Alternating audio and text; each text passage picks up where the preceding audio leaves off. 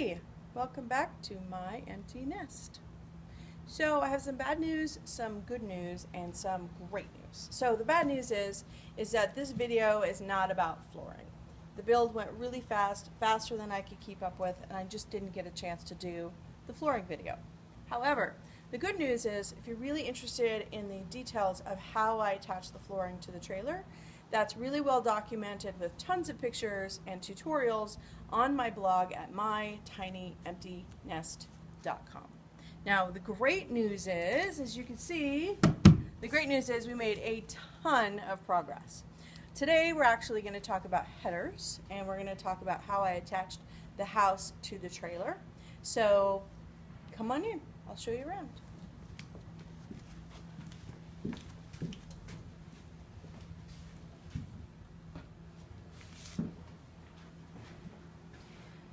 So one of the big mistakes I definitely made was headers. I totally forgot about them until the last minute.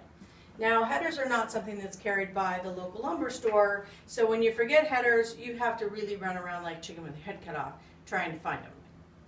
Luckily, I did, and luckily I actually got them for a really good price.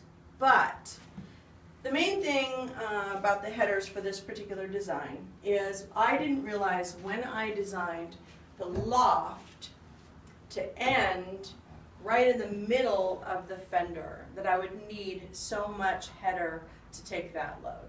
These are probably even a little too big. They're kind of monsters, but they're pretty great for what we need.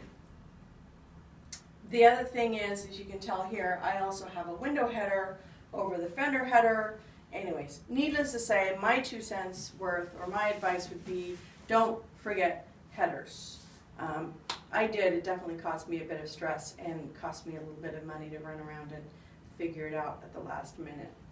So what else we're going to talk about today is how I actually attached the house to the trailer. So the subfloor was attached using 86 3/8 inch by 2.5 inch long bolts. Then the front plate and the back plate were attached using 8 1/2 inch by 3.5 inch nuts and bolts. So that was just it was a ton of work drilling through the steel. How I attached the house to the trailer, however, in the last video we talked a lot about thread rods. There's actually 14 thread rods. So if you look right here, you'll see a thread rod. So this is how I attached 10 of them. These thread rods are coming, of course, they're attached to the trailer. They're coming through the subfloor.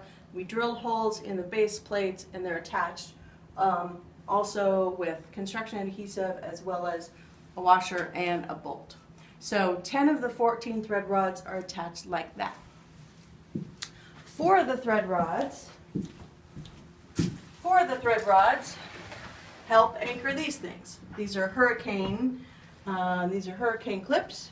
They're kind of expensive, but I decided to go with the best because it provides additional amount of security on the front wall and the back wall, and definitely helps anchor the house. So again, as you can see, I've got windows. I've got a lot of stuff going on here. So the next video we're going to talk about windows. We're going to talk a little bit more about the floor plan, where everything goes.